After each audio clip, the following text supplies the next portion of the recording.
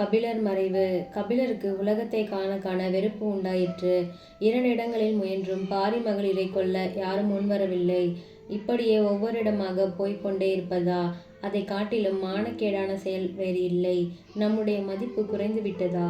அல்லது இந்த பெண்களின் அழகுதான் குறைந்து போயிற்றா? பாரி இருந்தால் இவர்களுக்கு எத்தகைய சிறந்த கணவர்கள் வாய்ப்பார்கள்? விலை போகாத பண்டத்தை வீடுதோறும் கொண்டு போய் நீங்கள் வாங்கிக் கொள்ளுங்கள், நீங்கள் வாங்கிக் கொள்ளுங்கள் என்று கெஞ்சுவது போலல்லவா ஆகிவிட்டது என் பிழைப்பு. சி, இனி இப்படி செய்யக்கூடாது. இவர்கள் தலைவிதியின்படி எல்லாம் நடைபெறும். இவர்களுக்கு ஏற்ற கணவரை தேடிவிட்டுத்தான் மறுகாரியம் பார்ப்பேன் என்று துணிந்தது பெரிய பேதமையன்றோ? எல்லாவற்றையும் கூட்டுவிக்கும் இறைவன் திருவருள் சுரந்தாலன்றி எத்தனை முயன்றாலும் நாம் எண்ணியது நிறைவேறாது என்பதை எவ்வளவு தெளிவாக காண்கிறேன். இனி இந்த பாரத்தை இறக்கிவிட வேண்டியதுதான் என்று கபிலர் சிந்திக்கலானார். இவர்களுக்கு மனம் புரிந்து பார்க்க இயலாவிட்டாலும் எங்காவது தக்காரிடத்தில் அடைக்கலமாக ஒப்புவித்துவிட்டு நாம் இந்த உலக வாழ்க்கையை நீக்க வேண்டும் என்று எண்ணினார். அப்போது அவர் திருக்கோவலூரை அடுத்த ஊரில் வந்து தங்கினார். அங்குள்ள அந்தணர்களின் உபச்சாரத்தை பெற்று சில நாட்கள் இருந்தார். அப்போதுதான் இத்தகைய சிந்தனையில் ஆழ்ந்தார். பாரி மகளிரை காணும் போதெல்லாம் கபிலர் மனம் உழைந்தது. மிக்க வருத்தமின்றி எளிதிலே அவர்களுடைய திருமணத்தை முடித்துவிடலாம் என்ற எண்ணம் பரமமலையை விட்டு வந்தபோது அவருக்கு இருந்தது. இந்த சில நாட்களுக்குள்ளே அந்த எண்ணம் பொடி பொடியாகி அழிந்தது. மனம் புண்ணாகிவிட்டது. ஒரு கால் அவர் உலகத்தை வைத்தார், மற்றொரு கால் தம்முடைய ஊழ்வினையை நொந்து கொண்டார். பின்னும் ஒரு கால் பாரி மகளிரின் விதியை குறை கூறினார். எதை குறை கூறி என்ன பயன்? இனி என்ன செய்வது என்ற கேள்வியே அவர் முன்னே நின்று அச்சுறுத்தியது. தம்மை பற்றி அவர் கவலைப்படவில்லை. அந்த 2 பெண்களையும் யாரிடம் விடுவது என்பது பற்றியே அவர் கவலையுற்றார். அவர் தங்கியிருந்த இடத்தில் வாழ்ந்த அந்தணர் மிகவும் அன்போடு அவர்களை உபசரித்தார். சிறந்த ஒழுக்கமும் அன்பும் உடையவர் அவ்வந்தனர். முதுமை பருவத்தினர். இவரிடமே அடைக்கலமாக விட்டுவிட்டு செல்லலாம் என்று தோன்றியது கபிலருக்கு. பெருமானே, இந்த இளம் பெண்களை தங்கள் பாதுகாப்பில் விட்டு செல்லலாம் என்று நினைக்கிறேன். யாத்திரை செய்ய வேண்டும் என்ற விருப்பம் நெடுநாட்களாக எனக்கு உண்டு. தங்கள் உதவி இருந்தால் அது நிறைவேறும். இந்த குழந்தைகளை பாதுகாக்க வேண்டுமே என்ற கவலையால் என் விருப்பத்தை இதுவரையில் நிறைவேற்றிக் கொள்ள முடியாமற் போயிற்று. நான் யாத்திரையிலிருந்து மீள்வேன் என்ற உறுதி இல்லை. இவர்களை காப்பாற்றும் பொறுப்பை தங்களிடமே விடுகிறேன். இவர்களுக்கு ஏற்ற கணவன்மார் கிடைப்பார்களானால் தாங்களே இவர்களுக்கு தந்தையாக இருந்து திருமணம் செய்து கொடுங்கள். உயர்குலத்தில் பிறந்த இந்த பெண்கள் விதியின் கொடுமையால் இப்படி வர நேர்ந்து விட்டது. எனக்கு ஏதேனும் கிடைக்குமானால் கொண்டு வந்து தருகிறேன். திருமணத்திற்கு பயன்படுத்தி கொள்ளலாம். இல்லையானால் கடவுள் விட்ட வழி ஆகட்டும் என்று மிக்க பணிவுடன் கபிலர் அந்த அந்தணரிடம் வேண்டினார். அவர் அதற்கு இணங்கினார். நமக்கு இருக்கும் பொல்லாத வேளையில் இதுவாவது நல்லதாக முடிந்ததே என்று ஆறுதல் பெற்றார் புலவர் பிரான். பாரி மகளிருக்கும் ஆறுதலான வார்த்தைகளை கூறிவிட்டு அவர் புறப்பட்டார்.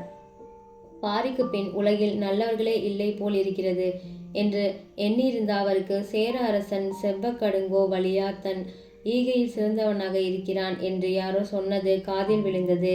அப்படியானால் அவனை பார்த்துவிட்டு வருவோம் என்று சேர நாட்டுக்கு சென்றார்.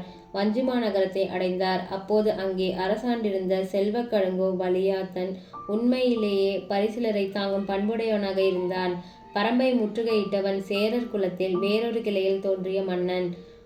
வாலியாதேனோ அவனை போலன்றி நேர்மையும் ஈகையும் உடையவனாக விளங்கினான். கபிலர் தன்னை நாடி வந்திருப்பது தெரிந்து அவன் அவரை எதிர்கொண்டு அழைத்து சென்றான். பல வகையாக உபசரித்தான். கபிலர் அப்போது, நான் இங்கே எதையும் இறந்து கேட்கும் பொருட்டு வரவில்லை. எதையும் மிகைப்படுத்தி கூற மாட்டேன். பாரியை இழந்த பிறகு அவனைப் போல யாரும் இல்லை என்று எண்ணியிருந்தேன். நீ சிறந்த கொடைவள்ளலாக விளங்குகிறாய் என்று கேள்வியுற்றேன். உன்னை பார்த்து செல்லலாம் என்று வந்தேன் என்றார். எந்த கருத்தோடு வந்தாலும் நீங்கள் என்னையும் பொருட்படுத்தி வந்தது கிடைத்தற்கரிய பெயரென்றே கருதுகிறேன் என்று சேரமான் அன்பு ததும்ப கூறினான். கபிலர் வஞ்சிமா நகரில் சில காலம் தங்கியிருந்தார். சேரமானுடைய சிறந்த பண்புகளை கண்டு மகிழ்ந்தார். அவர் மீது 10 பாடல்களை பாடினார். பின்பும் அம்மன்னனிடம் விடை பெற்ற போது அவன் பொன்னும் பொருளும் தந்ததோடு பல ஊர்கள் அடங்கிய ஒரு நாட்டையே அளித்தான். அவற்றை பெற்றுக்கொண்ட கபிலர் நேரே பாரி மகளிர் வாழும் இடத்திற்கு வந்து சேர்ந்தார். தாம் பெற்ற பொன்னையும் பிறவற்றையும் அவர்களை பாதுகாத்த அந்தணரிடம் ஈந்து இறைவன் திருவருளை துணை கொண்டு இவர்களுக்கு தக்க இடத்தில் மனம் முடித்து வைத்து விடுங்கள்.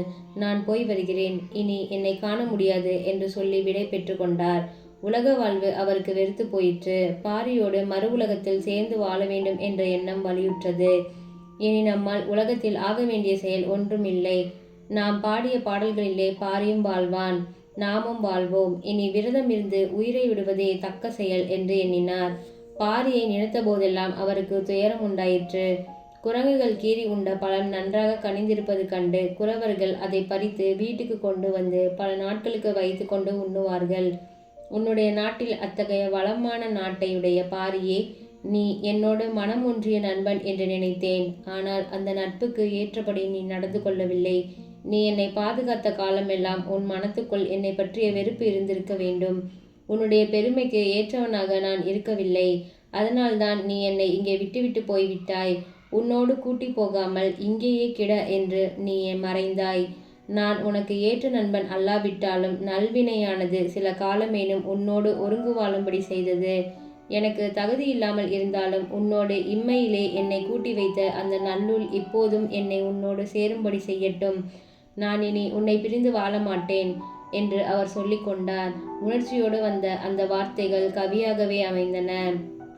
இணையை ஆதலின் நினக்கு மற்றியான் மேயினேன் அண்மையானே, ஆயினும் இம்மை போல காட்டி உம்மை இடையில் காட்சி நின்னோடு உடனுறைவு ஆக்குக உயர்ந்த பாலே என்று அந்த பாட்டை முடித்திருந்தார்.